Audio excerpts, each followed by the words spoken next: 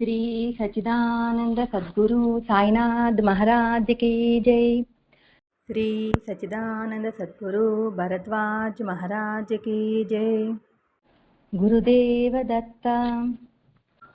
சத்குரு ஸ்ரீதி சாய்நாதரின் அனுகிரகம், ஆச்சாரிய எக்கிரால பரத்வாஜா மாஸ்டர் அவர்களின் ஆசைகளுடன் நாம் ஒவ்வொரு வியாழக்கிழமையும் ஸ்ரீ குரு சரித்திரத்தை கேட்டுக்கொண்டே வருகின்றோம். அதில் குருவின் தன்மை, குருவின் அவசியம், மனிதர்களுக்கு குரு எவ்வளோ முக்கியம் என்று தெரிவிக்கிறதே இந்த குரு சரித்திர கிரந்தம்.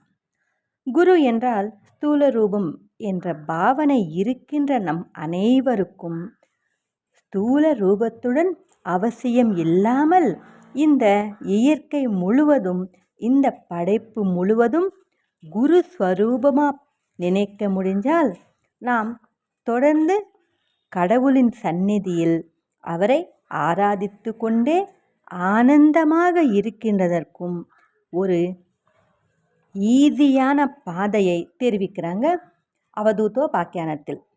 அப்படின்னா இயற்கையே குரு, படைப்பே குரு. சரி, இயற்கை என்றால் என்ன? படைப்பு என்றால் என்ன? இயற்கை என்றால் நாம் பார்க்கின்ற அனைத்து உயிரினங்கள், மரங்களும். அதை படைத்தவரை பற்றி யோசி. இங்கு படைத்தவர், இயற்கை இரண்டுமே நீ அனன்ய சிந்தையில் கடவுள் நோக்கி நம் மனம் திருப்பதற்கும், இருக்கின்ற அழுக்கான பாவனைகளை அகற்றுவதற்கும், பியூரிட்டியான சாஸ்வதமான ஆனந்தமான வாழ்க்கையை வாழ்வதற்கும் பயன்படும். கடந்த வாரம் யானை, எறும்பு, மீன் பற்றி கொண்டோம். இந்த வாரம் விளைப்பெண். விளைப்பெண்ணும் ஒரு குருவா? அந்த வார்த்தை கேட்டாலே நமக்கு அருவருப்பு வரும். அப்படின்னா விளைப்பெண்ணையும் ஒரு குரு என்று சொல்றாரே. இப்பவே சொல்லிக்கிட்டோம், இந்த படைப்பில் தேவையில்லாதது எதுவுமே இருக்காது. பார்க்கின்ற பார்வையில் மாற்றம், அதை சொல்கிறார். அந்த வார்த்தை கேட்டாலே நமக்கு அருவருப்பு வரும், வேற என்ற பாவனை வரும். அப்போது ஆன்மீகத்தில் நாம் எங்கிருக்கின்ற மாதிரி? பின்னோக்கி போன மாதிரிதான். இங்கு ஆன்மீகத்தில் முன்னோக்கி போறதற்கும், அது போன்ற கெட்டதிலையும் நன்மை பார்த்தால் நன்மை இருக்கும். பார்க்க முடிஞ்சால், இல்லெனில் உனக்கு கெட்டதே தெரியும், துரியோதனர் போல். அதனால் இங்கு விளைப்பெண் சொன்னாரே, விளைப்பெண் குரு எப்படி ஆவாங்க? சரி, விளைப்பெண் என்ன செய்வாங்க? மற்றவர்களை அட்ராக்ட் பண்றதுக்காக முயற்சி செய்வாங்க. ஒரு நாள் பார்த்து பார்த்து யாரும் வராதனால நைட் ஃபுல்லா முழிச்சிட்டு இருந்ததுனால கண்கள் எரிஞ்சதான். அப்போது யோசித்தாங்களா, இந்த பார்வை நான் கடவுள் மேல் வைத்திருந்தால் நான் முக்தி பெற்றிருப்பேன். இதுபோல் நிலையற்றதை நான் வேண்டதுனால என்னுடைய உடல் அழிஞ்சது, ஹெல்த்தும் கெட்டு போச்சு என்ற யோசனை வந்தது. அப்படின்னா என்ன? எவ்வளவு கெட்டவனா இருந்தாலும் ஏதோ ஒரு டைம்ல அவன் யோசிப்பான். அந்த விஷயம் நாம் ஞாபகம் வச்சுக்கணும். அவன் கெட்டவன், அவன் கெட்டவனே தான். இன்னைக்கு கெட்டவன், நாளைக்கு கெட்டவன், நாளன்னைக்கும் கெட்டவன்.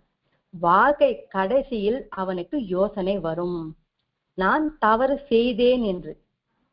என் முழு வாழ்க்கையும் நான் கெட்ட எண்ணங்களுடன் செலவழித்தேன். இனி இந்த நொடியில் இருந்து நான் நல்ல எண்ணங்களுடன் இருக்க வேண்டும் என்று நினைத்து நின்னுட்டாரு. அப்படின்னா இறந்து விட்டாரு. நல்ல எண்ணங்களுடன் வாழ வேண்டும் என்று நினைத்தாரா, மறுபிறவியில் அந்த நல்ல எண்ணங்களுடன் வாழணும் என்ற எண்ணத்துடன் வாழ்க்கை ஸ்டார்ட் ஆகும். மறுபடியும் சொல்றேன், இறக்கும் போது நல்ல எண்ணங்களுடன் வாழணும் அப்படின்னு நினைச்சாரு. அதனால் மறுபிறவியில் வாழ்க்கை அந்த நல்ல எண்ணங்களோடு வாழணும் என்று ஸ்டார்ட் ஆகும். சரி, இன்னும் நமக்கு புரியற மாதிரி சொல்லிக்கணும்னா, இப்போது இங்க சத்சங்கம் பஜனை நடக்குது. ஒருத்தர் ரோட்ல போயிட்டே இருப்பாரு. ஒரு நாள் கேட்பாரு, இங்க ஏதோ பஜனை கேக்குதுன்னு. இன்னொரு வாரமும் போவாரு, கேட்பாரு. சில மாதங்களுக்கு நின்னு கேட்பாரு, என்னதான் நடக்குது கேட்கலாம் அப்படின்னு. உள்ள வரமாட்டாரு, வெளியில உட்கார்ந்து கேட்பாரு. மறுபடியும் சில மாதங்களுக்கு சரி நல்லாதான் இருக்கே, உள்ள போய் கேட்கலாம் அப்படின்னு வந்து உட்காருவாரு. நாம் பஜனை செய்யும் போது ஆட்டோமேட்டிக்கா அவங்களோட கைகளும் அதே மாதிரி தட்டிட்டே இருக்கும். இன்னும் சில மாதங்களுக்கு சரி இதுக்கு முன்னாடி ஏதோ சொல்றாங்களே அதை கேட்கலாம் அப்படின்னு சத்சங்கத்துக்கு வந்து உட்காருவாங்க. இன்னும் சில மாதங்களுக்கு அந்த சத்சங்கத்தில் இருக்கின்ற நல்ல விஷயங்கள் கேட்டு அவங்களும் சத்சங்கம் சொல்ல ஸ்டார்ட் செய்வாங்க. அதனால் இங்கு யாரும் கெட்டவங்க கிடையாது. எப்பவாவது ஒரு நாள் நல்ல யோசனை வரும். ஆகையால் இங்கு விளைப்பெண் என்று சொன்னாலும் அவங்க கெட்ட நடத்தையில் இருந்து மாறுவதற்கு வாய்ப்பு இருக்கு. அந்த விளைப்பெண் நினைத்தாங்க, இனிமேல் இந்த உடலையும் ஆன்மாவையும் பரமாத்மாவிற்கு விட்டு நான் ஆன்மாவின் மேன்மை பெறுவேன். இத்தனை நாள் நான் இந்த உடலை விட்டு நான் பணம் சம்பாதிச்சுட்டு இருந்தேன். இப்போது அதுபோல் இல்லை. இந்த உடலை, இந்த ஜீவனை பரமாத்மாவிற்கு விற்க போறேன். அதில் இருந்து நான் ஆன்மாவின் மேன்மை பெறுவேன். அதுபோல் நினைத்து அந்த பெண் தன்யதை பெற்றாங்க. இதற்கு ஒரு எக்ஸாம்பிள் சொல்லிக்கணும்னா, ராமகிருஷ்ண பரமஹம்சர் ஒரு கதை சொல்வாரு. ஒரு சாது இருந்தாராம், தவம் பண்ணிட்டு இருந்தார். அவருக்கு ஆப்போசிட்ல ஒரு வீட்டுல ஒரு விளைப்பெண் இருந்தாங்க. இவரு அந்த வீட்டுக்கு யாரு வராங்க யாரு போறாங்க அப்படின்னு கணக்கு பார்த்துட்டே இருப்பாராம். எத்தனை பேர் உள்ள போறாங்க, எத்தனை பேர் வெளியே போறாங்க அப்படின்னு பார்த்துட்டே இருப்பாராம். அதுக்கப்புறம் தவம் செய்வாரு. 2 பேருமே இறந்து போவாங்க. இவரை வந்து நரகத்துக்கு கூட்டிட்டு போவாங்களாம், அந்த விலை பெண்ணை வைகுண்டத்துக்கு கூட்டிட்டு போவாங்களாம். அப்போது அவர் கேட்பாராம், ஏன் அவங்கள நரகத்துக்கு கூட்டிட்டு போகணும், என்ன வைகுண்டத்துக்கு கூட்டிட்டு போகணும்னா எதுக்கு அப்படின்னு கேட்பாங்க. நான் தவம் செய்தேன் அப்படி சொன்னாங்க சொல்லுவாரு. அப்போது கூட்டிட்டு போனவங்க சொல்லுவாங்களா, நீ தவம் செய்த, எப்படி அந்த விளைப்பெண் வீட்டுக்கு எத்தனை பேர் வராங்க எத்தனை பேர் போவாங்க அப்படின்னு உள்ள நினைச்சு கொண்டு வெளிப்புறமாக தவம் செய்தேன். ஆனா உன்னை உள்ளுக்குள்ள என்ன இருக்கு, கெட்ட யோசனைகள் இருக்கு. ஆனா அந்த விளைப்பெண் அது போல் கிடையாது. அவங்க வெளிப்புறமாக கெட்டது செஞ்சாலும் அவங்க மனதில் நல்ல எண்ணங்கள் மட்டுமே இருக்கு. அதனால் அவங்களை வைகுண்டத்துக்கு கூட்டிட்டு போறோம் அப்படின்னு சொன்னாங்க. அதனால செய்யற வேலையை பார்த்து நாம் எந்த கருத்தும் சொல்லக்கூடாது, இவங்க கெட்டவங்க இவங்க நல்லவங்க என்று. மேலோட்டமா நல்லவர், ஆனால் மனதில் கெட்ட எண்ணங்கள். மேலோட்டமா கோபமா இருப்பாங்க, ஆனால் நல்ல எண்ணங்களுடன் இருப்பாங்க. ஆகையால் இங்கு விளைப்பெண் என்ன செய்யறாங்க, முதல் தெரிந்து கொண்டாங்க, தன்மையை கிரகித்தாங்க, ஆன்மாவின் மேன்மை பெற்றாங்க. அப்படின்னா இந்த உடலை ஆன்மாவை கடவுளுக்கு அர்ப்பித்தாங்க. அதுதானே குரு கீதை ஸ்லோகம், சரீரம் இந்திரியம் பிராணமர்த்த ஸ்வஜன பாந்தவான் ஆத்மா தாராதிகம் சர்வம் சத்குருப்யோனி வேதையேத். அனைத்தும் சத்குருக்கு அர்ப்பித்தால் உனக்கு முக்தி கிடைக்கும். அப்படின்னா இந்த ஜீவனில் இருந்து உனக்கு முக்தி கிடைக்கும், பரமாத்மாவில் நீ ஐக்கியம் ஆக முடியும். ஆகையால் துறவி என்பவர் பணம் புகழுக்காக ஆசைப்படாமல் வைராகியத்துடன் ஆன்மாவின் ஆனந்தத்தை பெறணும் என்று நான் உணர்ந்தேன். பணம் புகழ் இதை மேல் ஆசைப்படாமல் இருந்தால் நீ ஆன்மாவின் ஆனந்தத்தை பெற முடியும், கடவுளில் ஐக்கியம் ஆக முடியும்.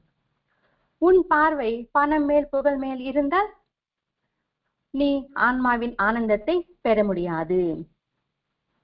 நான் முக்திக்காக வந்தேன், காலப்போக்கில் என்னாச்சு, புகழுக்காக ஆசைப்பட்டேன். அந்த புகழ் இருக்கணும்னா பணம் வேண்டும். ஏன்னா சும்மா யாரும் என்னை புகழ மாட்டாங்க. அதற்கு நான் அவங்களுக்கு செலவு செய்யணும். செலவு செய்யணும்னா என்னை பார்க்கறதுக்கு அப்பாயின்மெண்ட் வச்சுக்கணும். அதனால் என்ன நடந்தது? நான் எதற்காக வந்தேனோ அதை மறந்துவிட்டேன். அதனால் இங்கு துறவி என்பவர் வைராகியத்துடன் ஆன்மாவின் ஆனந்தத்தை பெற வேண்டும். சரி, துக்கத்திற்கு ஆதாரம் என்ன? பேராசை. இதுதான். ஆசை கிடையாது, பேராசை. ஆசை என்றால் கோரிக்கை. நமக்கு தேவையானது வேண்டது ஆசை, அது கரெக்ட். தேவைக்கு அதிகமாக வேண்டது பேராசை. பேராசையால் உனக்கு கவலை. அது இல்லாம இருக்கிறதே ஆனந்தம். அப்படின்னா ஒருத்தர்கிட்ட இருந்து பெறுவதே கவலைக்கு ஆதாரம் என்று அறிந்து கொண்டேன். ஒருத்தர்கிட்ட இருந்து பெறுவதனால் பந்தம் ஏற்படும். அதனால் சில மகான்கள் அனைவருடைய வீட்டிலும் சாப்பிட மாட்டாங்க, எது தந்தாலும் வாங்க மாட்டாங்க. மகான்கள் சில பேர்.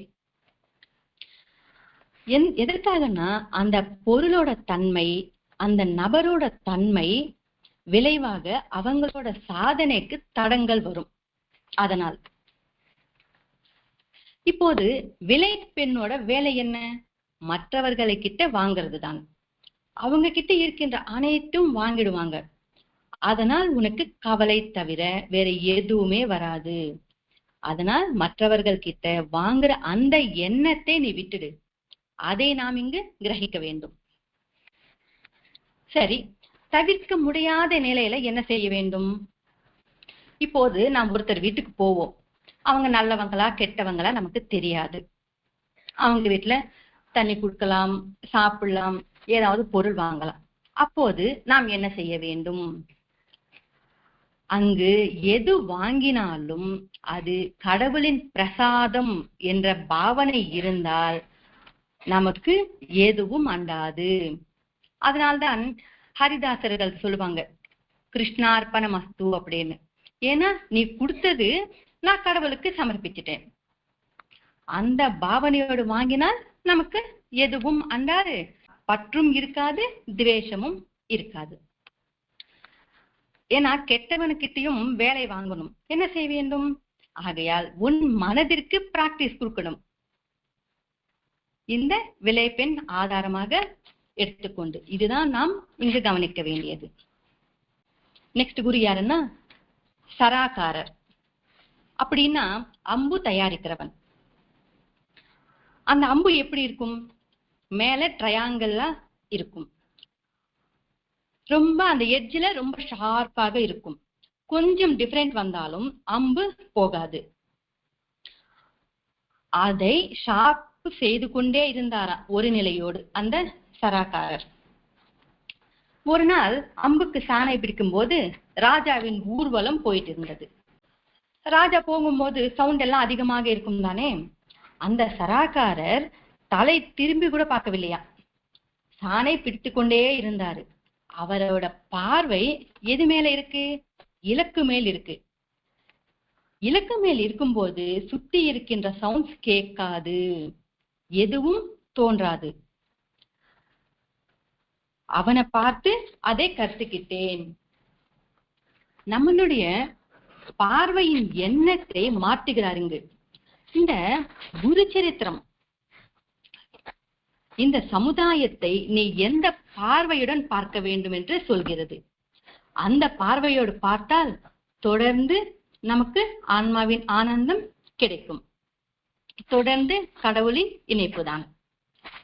அப்போது கடவுளுக்கும் பக்தனுக்கும் டிஃபரன்ஸ் இருக்காது. கிருஷ்ண பகவான் சொன்னதே நமக்கு அனுபவ பூர்வமாக சொல்றதற்கு இந்த குரு சரித்திர கிரந்தம் நமக்கு வந்தது. இப்போது அந்த சராகாரன் எவ்வளவு ஒருநிலையோடு இருக்க வேண்டும். வெளியில் சவுண்ட் வந்தாலே என்னடா இந்த டிஸ்டர்பன்ஸ் அப்படின்னு எனக்கு தோன்றும். சத்சங்கம் மேல் ஒரு நிலை இருந்தால் அந்த சவுண்ட் எனக்கு கேட்காது.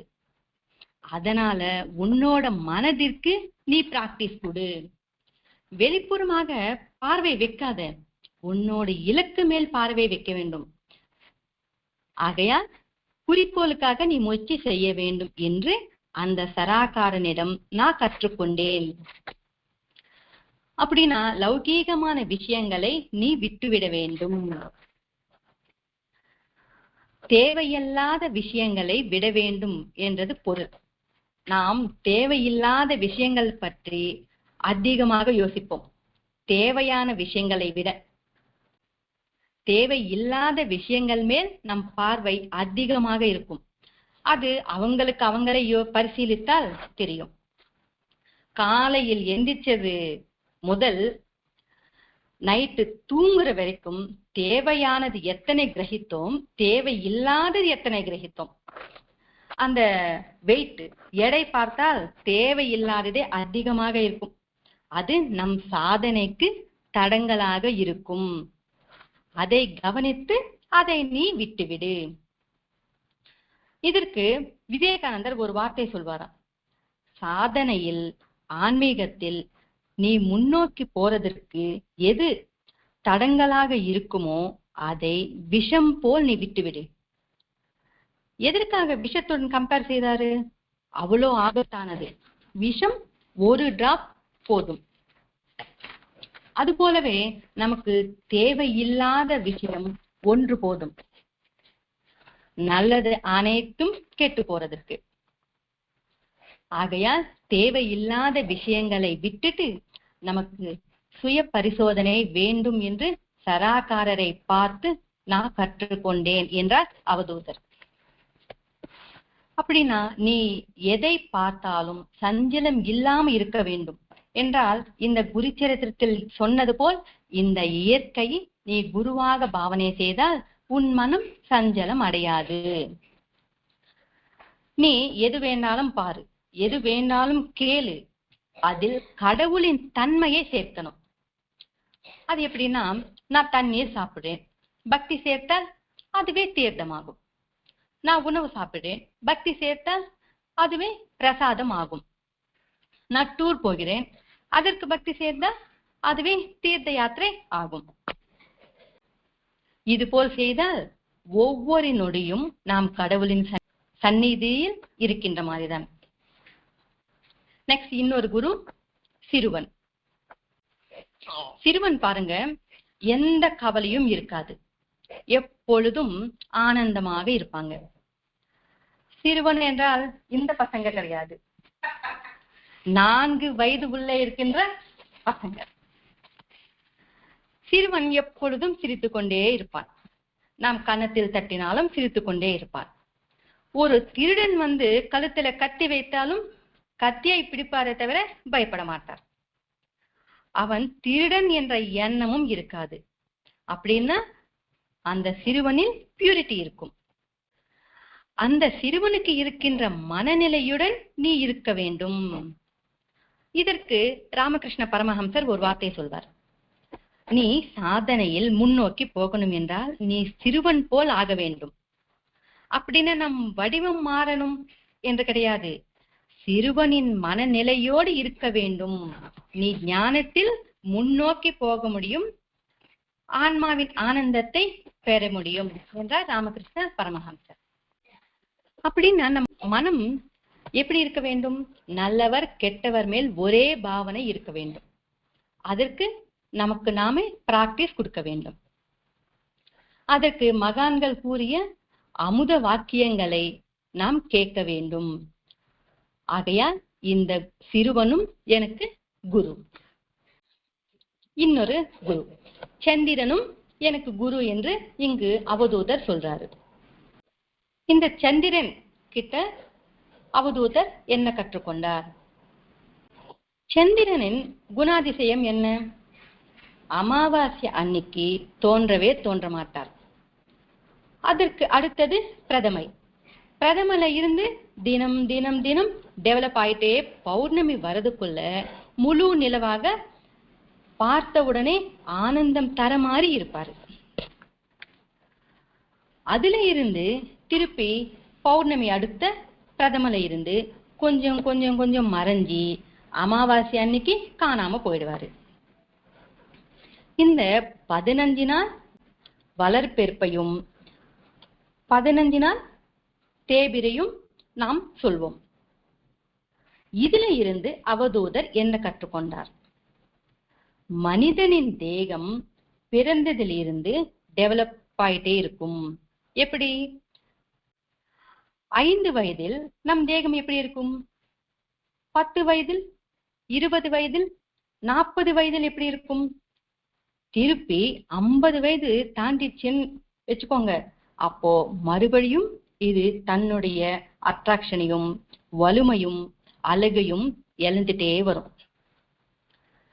ஆகையால் இந்த சந்திரனுக்கு வளர்ப்பிறை தேபிரை என்று சேஞ்சஸ் இருப்போ நம் தேகத்திற்கும் அந்த மாதிரி சேஞ்சஸ் இருக்கும். அதனால் என்ன கவனிக்கணும் அப்படின்னா,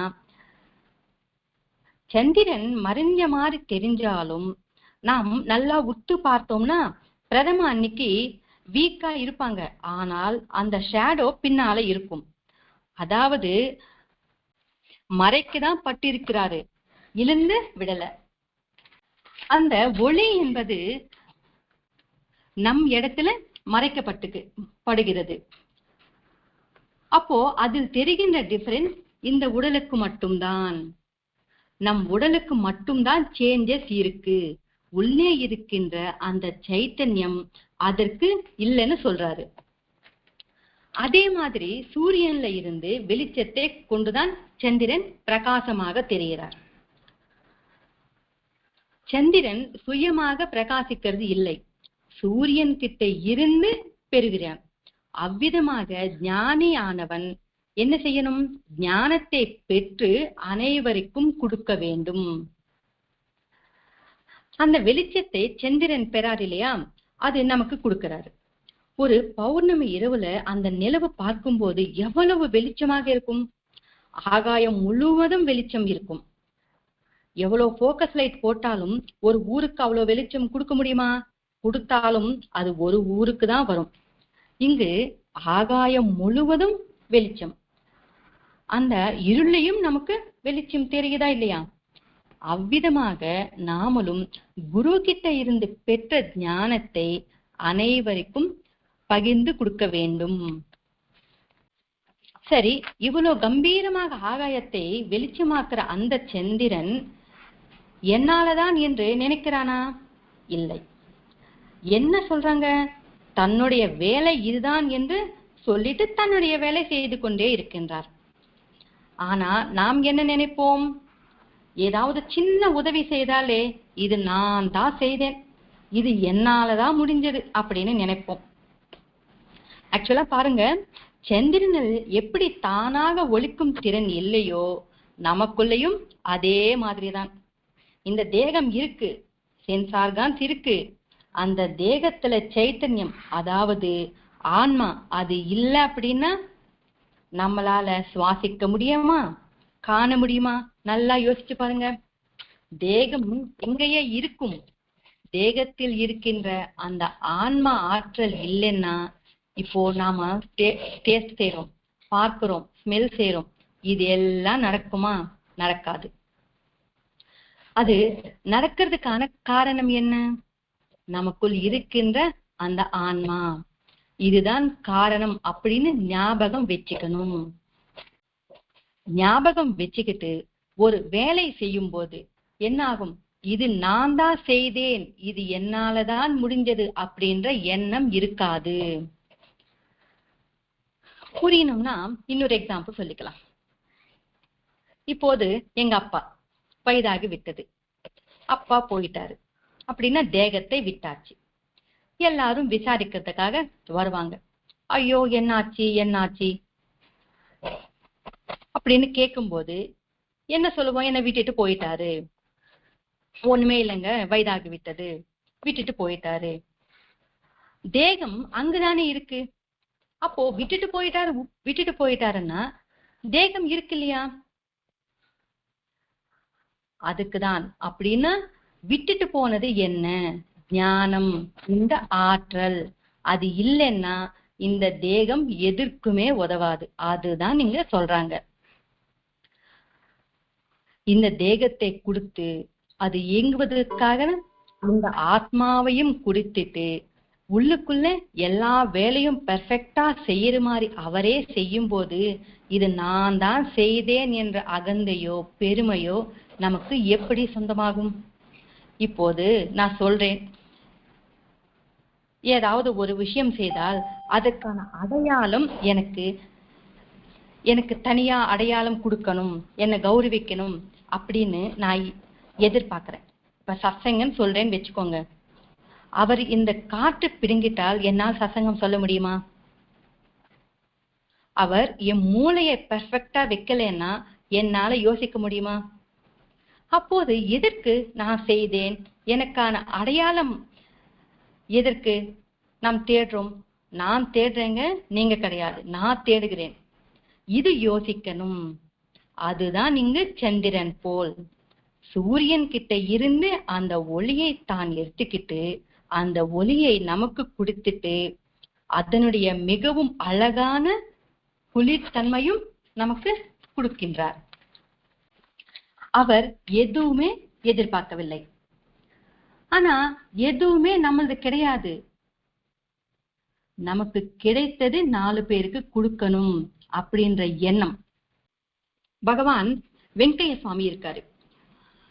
நெல்லூர்ல இருந்து 15 to 20 கிலோமீட்டர்ஸ் டிஸ்டன்ஸ்ல இருக்காரு. நமக்கு 100 கிலோமீட்டர் தூரத்துல பகவான் வெங்கைய சுவாமி இருக்காரு. அவர்கிட்ட நிறைய பக்தர்கள் வருவாங்களாம். வந்து அவங்களுக்கு இருக்கின்ற பிரச்சனை ஏதாவது சொன்னா சுவாமி சொல்லுவாரா, நீங்க திருவள்ளூர் போங்க, வீரராகவ சுவாமி கிட்ட போங்க, இல்லைன்னா பெஞ்சலக்கோண சுவாமி கிட்ட போங்க அப்படின்னு சொல்லுவாரா. பக்தர்கள் சொல்றது வெங்கைய சுவாமி கிட்ட, சங்கல்பம் அவரது, அவரால அந்த எந்த ப்ராப்ளமா இருந்தாலும் குறையும். ஆனாலும் அந்த கிரெடிட்டை அவர் ஏத்துக்க மாட்டாரு, வேற கடவுளுக்கு சொல்லுவாரு. ஒரு நாள் அங்க ஒரு ஊர்ல நிறைய பசுக்களும் மனிதர்களுக்கும் ஒரு விசித்திரமான முறையில் வியாதி ஏதோ வந்து உயிர் விட்டுட்டே இருந்தாங்களா. அப்போது அந்த ஊர்ல இருக்கிறவங்க வெங்கைய சுவாமிக்கு சொல்லணும் அப்படின்னு நினைத்தாங்க. அப்போது மழைக்காலம், அங்க ஏரி இருக்கும், அதை தாண்டி போக முடியாத நிலை. அப்போது சுவாமி கொலகமுடியில இருந்து ஒரு சீடரை கூப்பிட்டு அந்த ஊருக்கு போனாரு. அந்த ஏரி தாண்ட முடியாது, ஃபுல்லா தண்ணி. சீடர் சொல்றாராம், சுவாமி தண்ணி இருக்குன்னு, நீ என் பின்னாலேயே வா அப்படின்னு தண்ணி மேல போறாங்க. தரை மேல் நடக்கிற மாதிரி அந்த ஊருக்கு போனாங்களாம். போய் அங்க ஒரு கொம்பு நட்டி அதுக்கு ஒரு துணி கட்டிட்டு அதே போல் மறுபடியும் வந்துட்டாங்க. அன்னில இருந்து அந்த ஊர்ல யாருக்கும் எந்த கெடுதலும் நடக்கலையா, யாரும் மரணிக்கவில்லையா. அதே போல் யாராவது மழை இல்லை அப்படின்னு சுவாமி கிட்ட வந்தா அங்க போவாரு, துணி போடுவாரு, பிரார்த்தனை செய்வாரு. காலையில மழை வருமா, அங்க இருக்கின்ற பக்தர்கள் வருவாங்களா, உங்களால வந்தது அப்படின்னு. ஆனா அதையும் சுவாமி ஏத்துக்க மாட்டாராம். எல்லாமே கடவுள் செய்கின்ற செயல் அப்படின்னு சொல்லுவாரா. எதற்கு எல்லாமே கடவுளால செயல்படுகிறது? நான் ஜஸ்ட் ஒரு டூல், அதை நாம் இங்க ஞாபகம் வச்சுக்கணும். இந்த சந்திரனால நாம் என்ன கற்றுக்கொண்டோம்? டெவலப்மெண்ட், டிஸ்ட்ராய், ரீடெவலப்மெண்ட் இருக்கும்.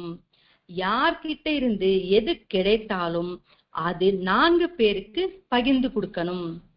தந்த பிறகு அதனுடைய பெருமையோ கொடுத்தேன் என்ற அடையாளமோ தேடக்கூடாது. அதாவது சுயநிலமின்றி நாம் வேலை செய்யணும் என்று சந்திரனை பார்த்து அவதூதர் கற்றுக்கொண்டார். இன்னைக்கு நமக்கு இத்தனை குருக்கள் மூலம் ஆச்சாரியா எக்கிராலா பரத்வாஜா மாஸ்டர் அவர்கள் சொன்னது கேட்டோம். ஸ்வஸ்தி. ஸ்ரீ சச்சிதானந்த சத்குரு சாய்நாத் மகாராஜ் கி ஜெய். ஸ்ரீ சச்சிதானந்த சத்குரு பரத்வாஜ் மகாராஜ் கி ஜெய். குருதேவ தத்தா.